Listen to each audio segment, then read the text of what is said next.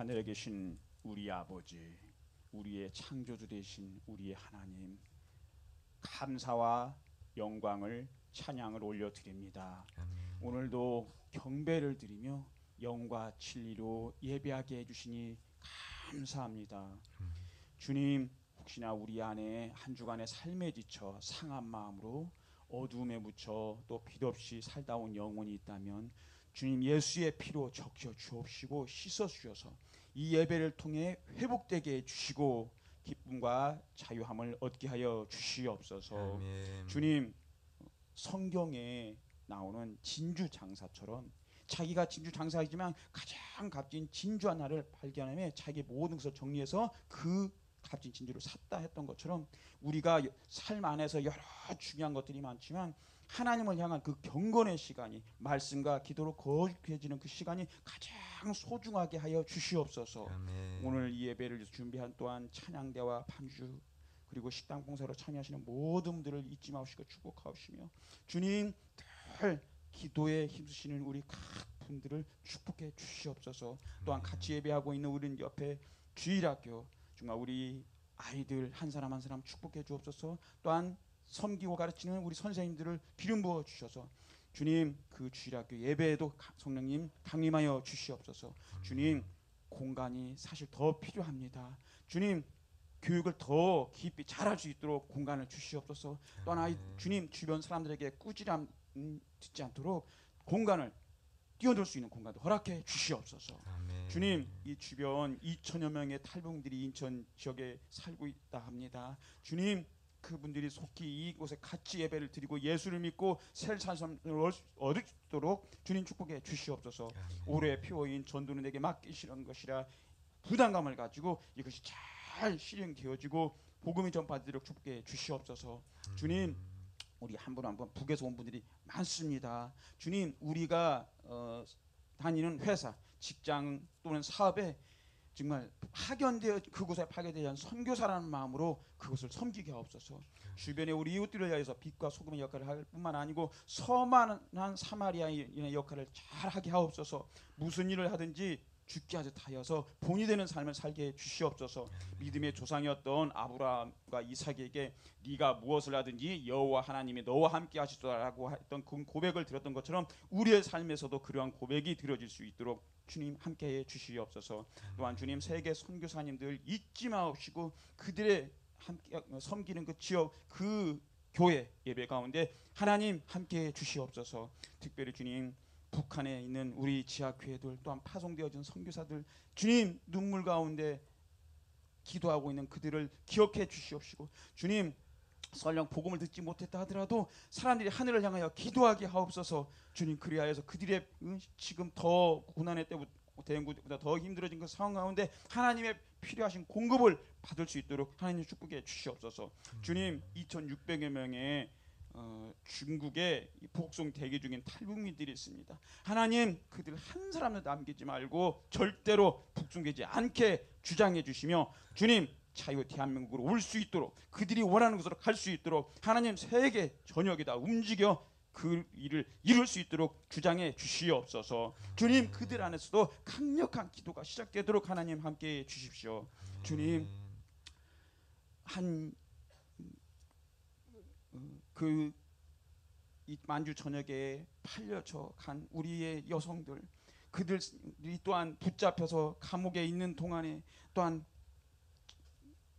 질병으로 고통당하며 피를 토하면서 죽어가면서 그 자녀들을 그리워하더라는 그런 간증을 듣습니다. 주님 정말 너무 가슴이 아픕니다. 주님 바랄건대 언젠가 20, 30년 후에는 저 만주 지역이 우리의 복음 통일된 한국을 통하여서 복음으로 문화적으로 경제적으로 다스려질 때 그 사이에 태어난 그 자녀들이 이 일을 이루는 화평케 하는 자들이 되게 해주셔서 지금은 마음이 아프지만 그때는 기쁨이 되는 놀라운 하나님의 역사로 사용되도록 축복해 주시옵소서. 우리 대한민국이 정말 창조 질서에 어긋난 동성애 낙타 마약 이 모든 것들 소멸시키게 하여 주시옵소서. 자꾸 분열케 하는 영 세력 소멸시켜 주시옵소서. 먼저 한국 교회가 교단파 초월해서 예수님의 이름으로 하나 되게 하옵소서. 서로를 용서하게 하옵소서. 진정한 신사참배 회개가 일어나게 하여 주시옵소서. 오늘도 강웅사 목사님 세워주셨사오니 하나님 강웅사 목사님에게 성령의 기름 부어 주시옵시고 주님의 뜻이 그대로 우리에게 전파되어지도록 하나님 이 예배를 기름 부어 주시옵소서. 그래서 성령 충만한 예배 되게 하여 주시옵소서. 아멘. 예수님의 이름으로 기도합니다. 아멘.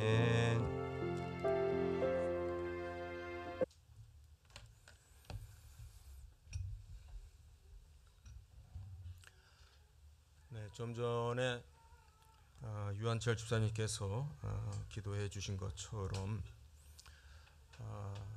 중국에 지금 뭐라고 얘기를 해야 될까요? 뭐를 대기하고 있다라고 얘기를 해야 될까요? 자칫 강제로 북송될 위기에 처해 있는 그 많은 생명들 위해서 우리가 계속해서 간절하게 기도해야 될 줄 믿습니다. 특별히 이 시점에 우리가 생각을 해야 되는 것은 결코 이 일은 그렇게 쉽게 되어질 수 있는 일이 아니라고 저는 생각을 해요. 그래서 이런 일을 놓고 국제사회가 생각을 같이 모으고 저 중국이 있을 수 없는 저런 정말 끔찍한 잔인한 저런 일을 감히 행하지 못하도록 여러분들 기도해 주시고 또 이 일이 앞으로 어떠한 파급의 효과가 오게 될지 그건 하나님만이 하시는 일입니다. 이 일을 통해서 정말 앞으로 이 일이 어떻게 진행될 건지 정말 하나님은 어떤 일을 하시는지에 대해서 우리가 마음을 모으고 기도하실 수 있는 우리 모두 되면 좋겠습니다. 제가 앞서서 오병이어의 기적에 대해서 설교를 했었습니다. 그런데 생각보다 이 내용이 이 설교 자체가 우리에게도 역시 많이 어려웠던 것 같아요. 그 의미 자체가 우리에게 주는 그 의미가 무엇인가라고 하는 그 부분이 많이 좀 어려웠던 것 같습니다. 그런데 설교를 한 사람의 입장에서 생각해 보면은 왜 뭐가 어려운가 이런 생각이 들 수도 있습니다만 다시 한번 생각을 해보니까 어쩌면은 그게 맞는 것 같아요. 뭐 그게 성경적이다까지 얘기하지는 않겠습니다만 우리가 성경을 통해서 보게 되면은 그 당시에 유대인들도 그랬습니다. 한번 생각을 해보세요. 정말 굉장히 많은 사람들이 남자만 5천 명이면은 뭐 좋게 한 10,000명 정도 되는 인파가 비인들에 모였다가 배불리 먹고 음식이 남을 정도의 사건이 있었습니다. 이 사건은 쉽게 그 기억 속에서 사라지지 않을 거예요. 그렇죠? 그래서 지금 6장에 보게 되면은요, 굉장히 6장이 길어요. 71절까지 돼요. 이 사건의 의미가 뭐였느냐라고 하는 것에 대해서 그 다음 날까지도 지금 스토리가 이어지고 있는 겁니다. 네. 그러니까 우리는 종종 이런 걸 경험하죠. 큰 일을 치르게 돼요. 큰 일을 경험하게 돼요. 뭐 그것이 꼭 나쁜 경험이 아니고 또 아픈 경험이 아니더라도 좋은 일조차도 또 너무 좋아버리면은 그 좋았던 그런 그 분위기나 어떤 그 좋았던 그런 인상이나 기억들이 뇌리 속에서 잘 지워지지 않죠. 오래 진하게 자리를 잡게 돼요. 그것이 어떤 때는요, 오히려 그 너머에 있는 본질적인 의미를 잘 바라보지 못하게 할 정도까지도 작용을 할 수 있습니다. 여러분이 이 자리에 한번 계셨다고 한번 생각을 해보세요. 오병이어의 기적을 예수님으로부터 여러분이 직접 그 음식을 받아 먹으면서 그런 기적의 경험을 여러분들이 했다라고 한번 생각을 해보세요. 사실 그 어떤 그 흥분되어지는 그런 그 기억들이 그 오병이어에 꽂힐 거예요. 오병이어라고 하는 그 체험과 기적과 어떠한 그 표적의 사건에 우리의 모든 화두가 관심과 기억과 흥분이 거기에 꽂혀가지고 맨날 그 얘기만 할지도 몰라요. 어떻게 보면은 요한복음은 이 오병이어의 사건은 마태, 마가, 누가, 요한에 다 기록이 되어 있는데 특별히 요한복음은 이 사건의 의미가 무엇이었는가라고 하는 것에 대해서 장장 길게 설명을 해주고 있습니다. 예.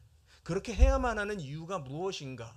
그렇게 하지 않고서는 어떻게 보면 그 사건에서부터 그 충격에서부터 헤어나지 못할 수 있다라고 하는, 그래서 주객이 전도된다고 할까요? 정작 기억해야 될 걸 기억하지 못하고 알아야 될 걸 알지 못하고 맨날 그 어떤 그 표적만 기억하고 사건만 기억할 수 있다라고 하는 거죠. 그래서 저는 오늘 이 뒤 6장의 뒤에 그 길고 긴 내용을 한번 좀 이렇게 정리를 해서 여러분들이 좀 이해를 잘 할 수 있도록 좀 이렇게 정리를 해봤습니다. 몇 가지로 제가 오늘은 좀 제가 평상시에 하는 설교와는 좀 다르게 좀 포인트를 제가 여러분들에게 드리려고 하니까 한번 그렇게 여러분들이 한번 따라와 주시면서 정리하시면서 따라와 주시면 좋을 것 같아요. 첫 번째, 예수님은 이 사건을 두고 뭘 강조하시냐면요, 하늘로부터 떡이 주어졌는데 왔는데 그 떡을 준 분은 모세가 아니라 하나님이시다라고 하는 걸 강조를 해요. 지금 이 유대인들이 어저께 있었던 그 사건을 놓고 무슨 얘기를 했냐면 우리 조상들도 광야에서 만나를 먹은 적이 있습니다라고 얘기를 합니다. 그런 기억을 떠올립니다. 아마 유대인이라면은 이 사건을 모르는 사람은 없을 겁니다. 이것이 그냥 단순히 뭐 옛날 옛적에 하면서 무슨 뭐 전설 따라 삼천리 하는 식의 그냥 이야기 스토리 정도가 아니라 이거는 우리 조상들이 경험했던 일대의 사건이었다라고 하는 것이 아마 유대인이라면, 진정한 유대인이라면 모르는 사람이 없을 거예요. 그 얘기를 지금 유대인들이 하는 거거든요. 어저께 있었던 그 사건을 놓고 과거 우리 조상들도 그런 적이 있습니다. 모세가 주어서 만나를 먹은 적이 있습니다라고 얘기를 하는 거예요. 그런데 그때도 그랬고 지금도 그렇고 이 일을 행하시는 분은 하나님이시다라고 하는 것을 이 저자 요한은 우리에게 얘기하는 거예요. 제가 지난주에 20절을 읽으면서 이 사건 다음에 기록되어 있는 사건이 뭐냐면은 밤중에 예수님께서 무리를 걸어오니까 제자들이 그걸 보고 유령이다, 우리식으로 말하면 귀신인 줄 알았어요. 근데 예수님께서 나다라고 그러시죠. 내니 두려워 말라. 우리 한국말 번역으로는 그냥 너무 쉽게 넘어갈 수 있는데요, 이 내니 나다 여기서 멈춰야 돼요. 나다, 그러니 두려워 말라. 여기서 나다라는 이 표현이요, 출애굽기 3장 14절에 나오는 야훼라고 하는 그 의미예요. 하나님은 이스라엘에게 나타나셔서 당신의 이름을 주셨어요. 당신의 이름을 알려주셨어요. 그래서 이스라엘이 하나님을 부를 수 있게 했어요. 야훼 하나님을 부를 수 있게 했어요. 여러분 성경을 보게 되면요, 가끔 이런 표현이 나와요. 이스라엘 아무개가 여호와를 불렀다. 이스라엘이 여호와를 불렀다. 비로소 불렀다. 에노스가 비로소 처음 여호와 이름을 불렀다. 불렀다라고 하는 것은요, 하나님을 찾았고 하나님을 찾고 하나님을 의지하고 할 만큼 놀라운 영적인 사건이에요. 그 자체가 하나님을 비로소 찾는 그러한 사건들인 거예요. 그 모든 것이 무엇과 연관이 있냐면은 그분이 누군지 아는 것, 구체적으로 말하면 그분을 부를 수 있는 이름을 갖고 있는 것. 이름. 여기에서는 이 사건의 주인공이 모세가 아니라는 거예요. 또 예수님이 그 일을 했는데 그 예수님이 그냥 선지자가 아니라는 거예요.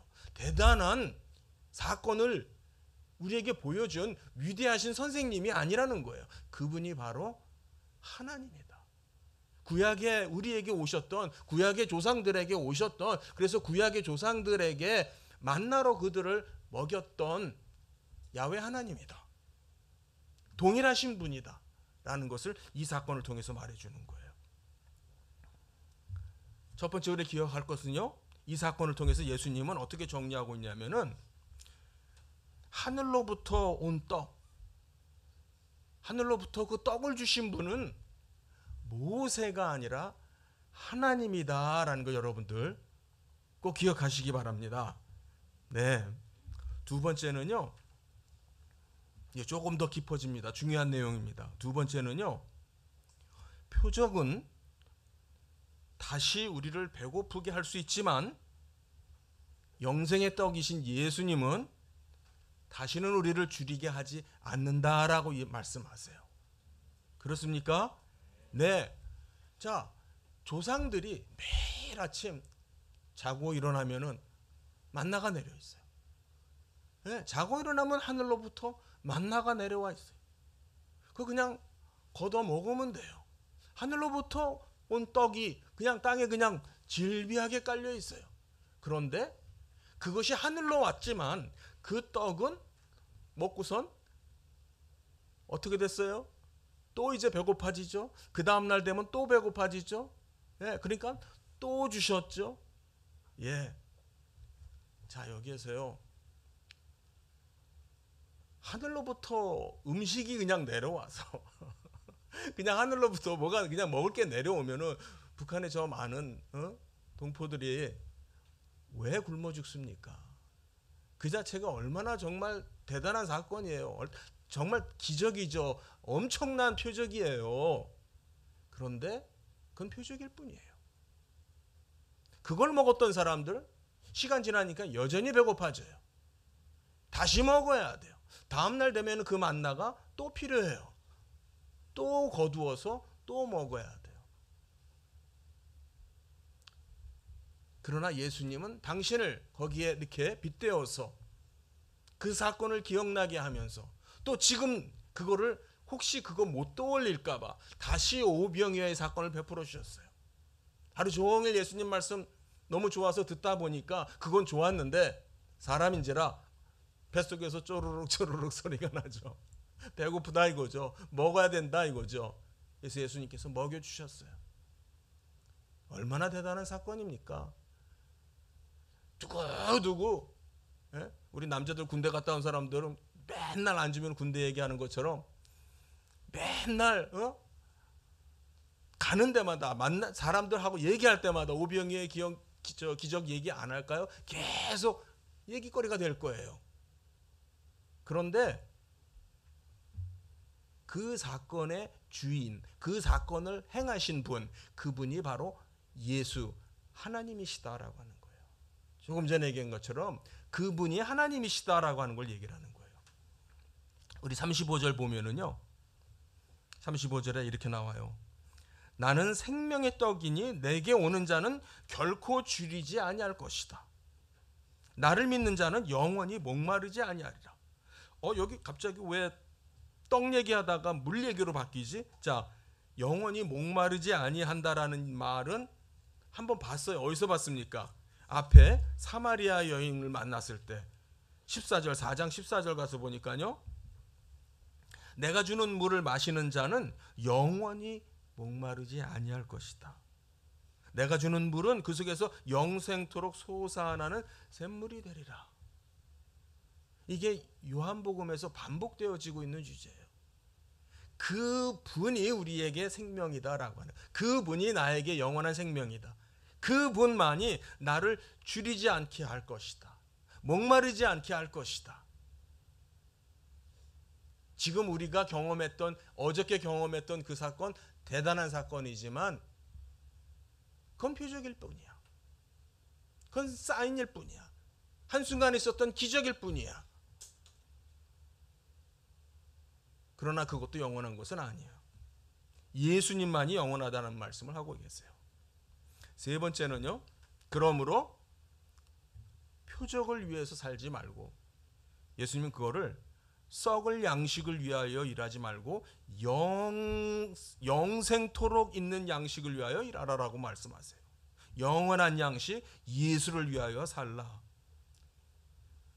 27절로 돌아가서 한번 다시 보면은요, 썩을 양식을 위하여 일하지 말고 영생하도록 있는 양식을 위하여 하라.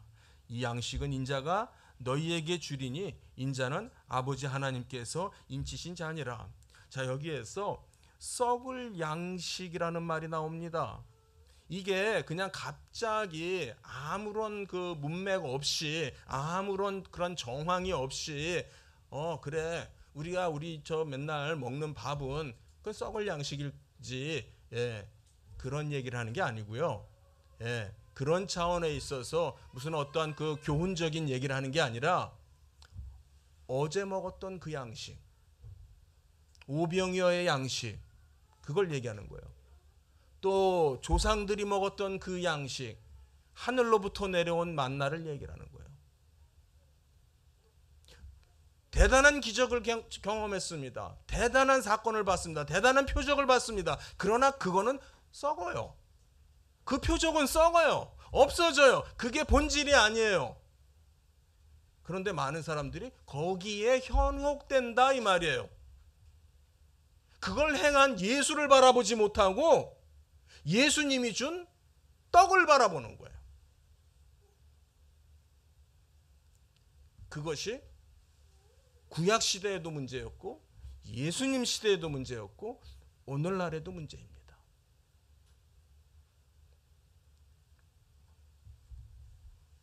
우리가 예수님을 발견하지 못하고 예수님을 먹지 못하고 예수님으로 살지 못하고 오늘날 많은 기독교인들이 표적으로 살려고 그래요.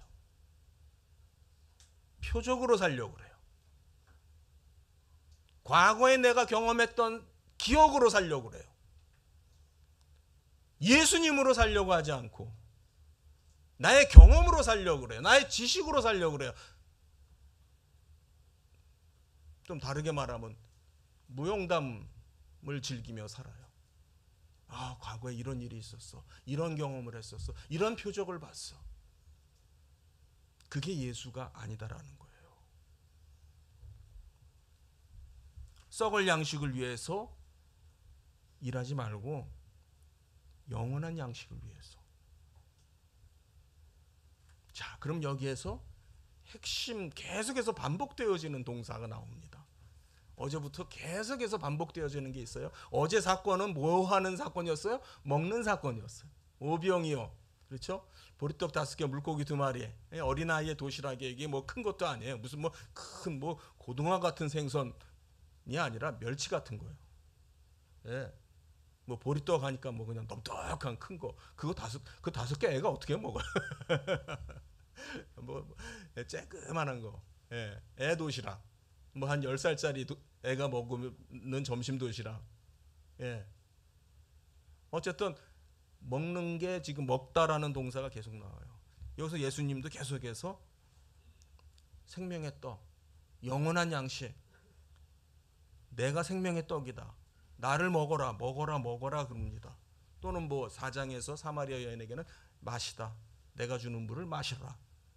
그게 무슨 말인가? 자, 29절 거기에 보면은요, 이렇게 말씀하세요. 28절에 유대인들이 그럼 어떻게 해야 되겠습니까? 어떻게 하는 것이 하나님의 일입니까? 예수께서 그러십니다. 하나님께서 보내신 일을 믿는 것이 하나님의 일이다. 하나님께서 지금 일을 하고 계세요. 하나님께서 이런 기적을 베풀어 보이셨고 표적을 보여주셨고 그래서 너희들이 어저께 그 오병이어를 먹었어. 그 하나님이 하신 그 일이 뭐야? 그 표적을 보여주셨는데 그 표적을 왜 보여주셨어? 그 표적을 통해서 하나님을 믿어 예수 그리스도를 믿는 그 목적을 위해서 그걸 보여주셨다라고 그럽니다. 25절에도 예수님이 그랬잖아요. 진실로 진실로 너희에게 이르노니 너희가 나를 찾는 것은 표적을 본 까닭이 아니요 떡을 먹고 배부른 까닭이다. 예. 사실 요한복음에서 반복적으로 나타나고 있는 이 표적이라고 하는 것, 기적이라고 하는 이 사건들, 이런 것들은요, 그래서 그걸 통해서 유대인들이 믿을 수 있도록 하신 거예요. 이미 말씀드렸잖아요. 유대인들은 참 표적을 늘 보기를 원했어요. 예. 바울이 말한 것처럼 헬라인들은 뭐에 관심이 많아요? 지혜에 관심이 많아요. 예. 그런데 유대인들은 뭐에 관심이 많아요? 표적에 관심이 많아요. 늘 표적을 찾아요. 하나님께서 표적을 보여주시는 일을 하셨어요. 조상들에게 광야에서 만나로 먹이셨고요. 또 예수님도 사실은 내가 너희에게 보여줄 표적은 하나밖에 없다 하면서 요나 얘기를 하셨어요. 그렇죠? 그 요나의 사건, 사람이 물고기 뱃속에 들어갔다가 나왔다라고 하는 그 표적, 그 표적 또한 하나님을 알도록 하기 위한 거였거든요. 그게 하나님이 하신 일이었다라고 하는 겁니다. 그런데 61절 좀 넘어가서 보겠습니다. 61절 뒤로 넘어가서 보면은요, 예수님께서 이제 수군대는 그 제자들에게 말씀하십니다. 무슨 말씀했냐면 그 앞에 좀 올라가서 보면은 너희가 인자의 살을 먹고 인자의 피를 마셔라. 그러면 너희에게 영생이 있을 것이다. 내 살을 먹고 내 피를 마시는 자마다 내가 그 안에 있다. 나도 그 안에 살 것이다. 그가 나로 말미암아 살고 나도 그 안에 있을 것이다 라는 그런 얘기를 하셨어요. 근데 이런 얘기를 하니까 굉장히 제자들이 혼란스러웠나 봐요. 그때 예수님께서 뭐라 그러세요? 61절에 이 말이 너희에게 걸림이 되느냐. 좀 더 직역하면요, 이 말이 너희를 넘어뜨리느냐 그 말이에요. 걸려 넘어뜨리느냐, 이 말이 너희를 쓰러뜨리느냐, 이 말로 인해서 이 말을 못 받겠느냐, 그래서 이 말로 인해서 너희가 실족하고 좌절하고 멸망하겠느냐, 이거예요.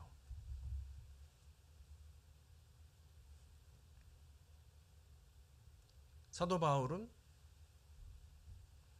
한번 넘어가서 읽죠. 고린도전서 1장 넘어가겠습니다. 고린도전서 1장 23절 보겠습니다. 조금 전에 얘기했던 유대인들은 늘 표적을 찾고 헬라인들은 늘 지혜를 찾는다라고 했는데 그 22절이고 고린도전서 1장 23절 우리 한번 같이 읽겠습니다. 시작. 우리는 십자가에 못 박힌 그리스도를 전하니 유대인에게는 거리끼는 것이요 이방인에게는 미련한 것이다. 이방인들은 지혜를 찾는 사람들이에요. 굉장히 그 논리적이고 합리적인 그런 더 나가서 철학적인 그런 사고를 하는 사람이니까 십자가에 도라고 하는 것은 그건 되게 말도 안 되는 엉터리 같은 미련한 얘기다 이렇게 치부가 되고요. 표적을 찾는 늘 표적을 보기를 원하는 그 유대인들은 이 십자가의 도 때문에 걸려 넘어진다라는 얘기를 하는 거예요. 여기서 거리끼는 거라는 말은요, 걸려 넘어뜨리는 돌을 말해요. 돌이에요. 돌을 생각을 하세요. 이 표적이, 이 사건이, 예수 그리스도의 이 사건이 어떤 사람은 걸려서 넘어질 것이다. 바로 지금 요한복음 6장에서 제자들에게 예수님이 분명히 그러세요. 이 말 때문에 걸려 넘어지느냐? 이 말이 너희를 쓰러뜨리느냐? 넘어뜨리느냐? 어떤 사람은 그 돌에 부딪혀서 깨져서 가루가 될 것이다라는 얘기를 하시는 거예요. 이게 복음이에요. 이게 복음이에요. 이게 바로 예수님이 하시는 말씀이에요.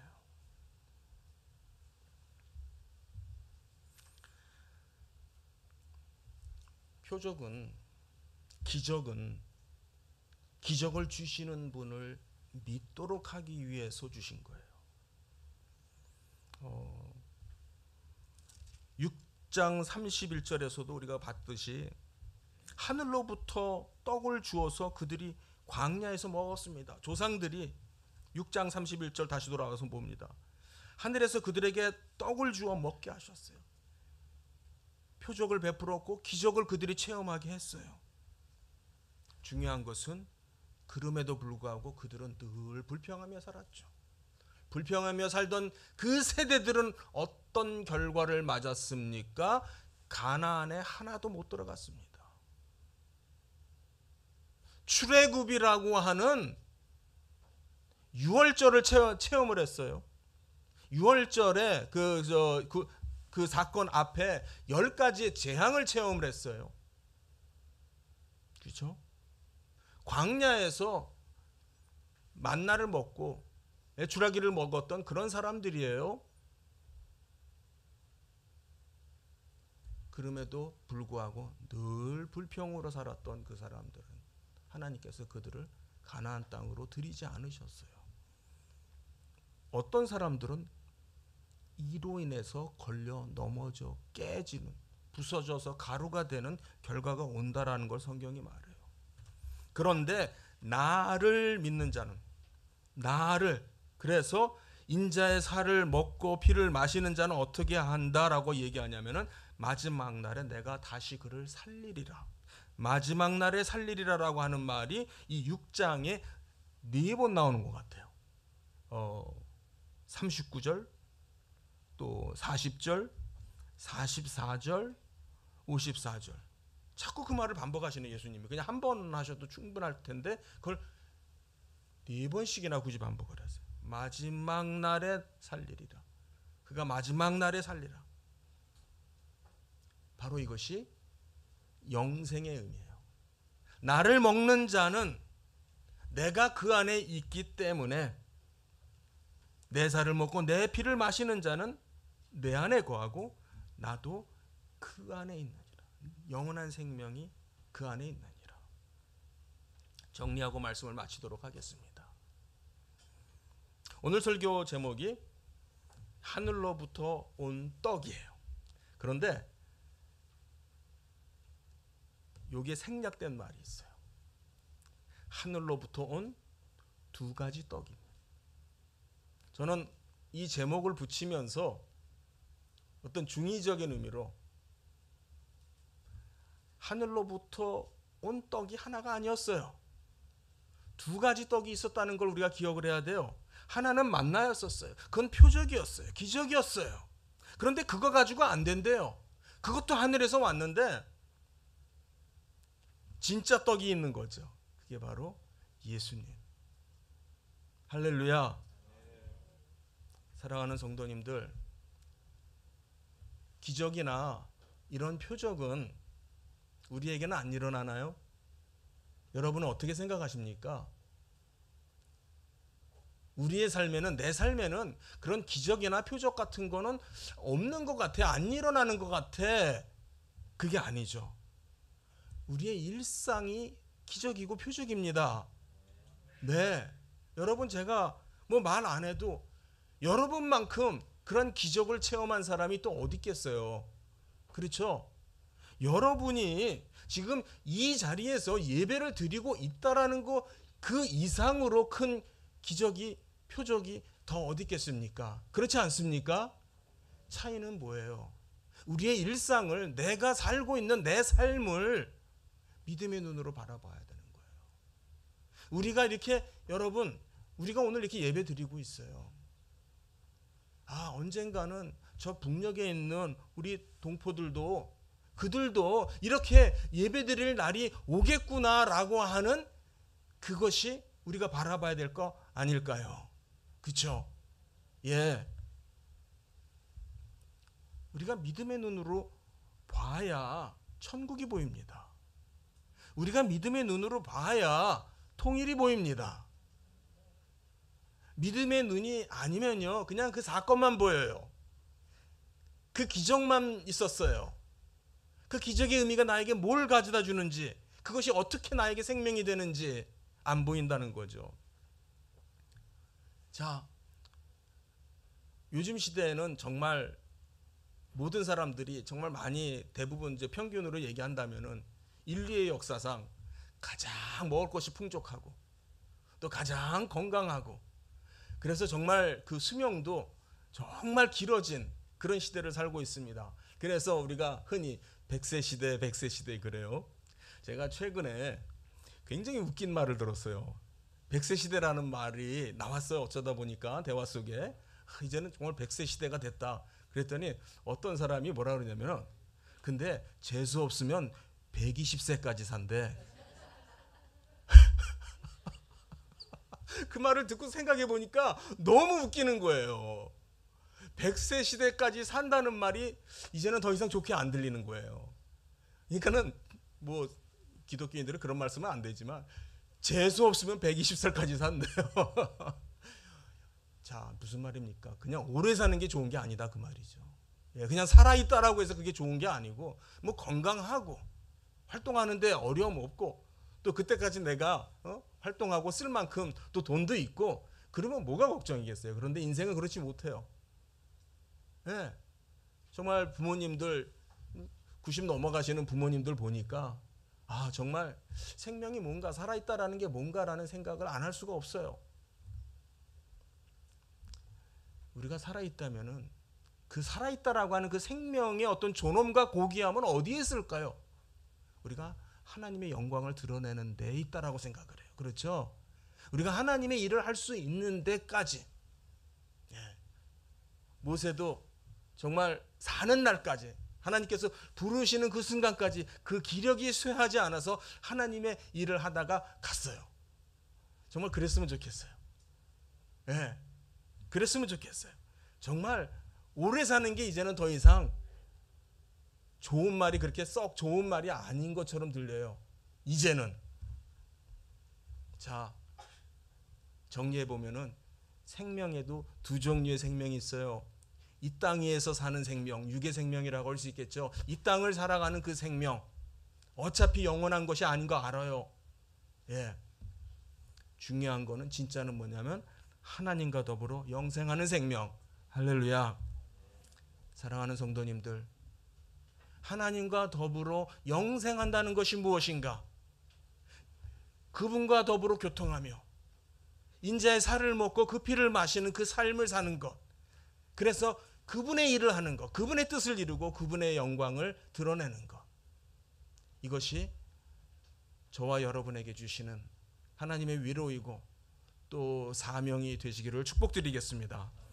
같이 기도하겠습니다. 하나님, 정말 풍족해진 세상에 우리가 살고 있습니다. 정말 우리가 지금 살고 있다라고 하는 이 자체가 우리에게 주신 기적이고 표적임을 고백합니다. 하나님, 이것을 통해서 정말 이것을 모르고 살고 있는 저 우리의 동족들 향해서 나아갈 수 있게 해주시고, 지금 그들이 처해져 있는 그 딱한 그 상황을 우리가 놓고 간절히 기도하는 사명을 우리가 쉬지 않게 하여 주시옵소서. 하나님, 우리에게 영생을 알게 하셨사오니 감사를 드립니다. 내 살을 먹고 내 피를 마시는 이런 표현을 썼습니다. 우리가 정말 하나님을 정말 말씀 속에서 예수 그리스도를 먹고 마시는 우리 모두 되게 하여 주시옵시고, 그래서 늘 우리가 영원한 생명을 통해서 새로운 힘을 얻으며 새로운 사명으로 살아갈 수 있는 우리 모두 되게 하여 주시옵소서. 예수님의 이름으로 기도합니다. 아멘.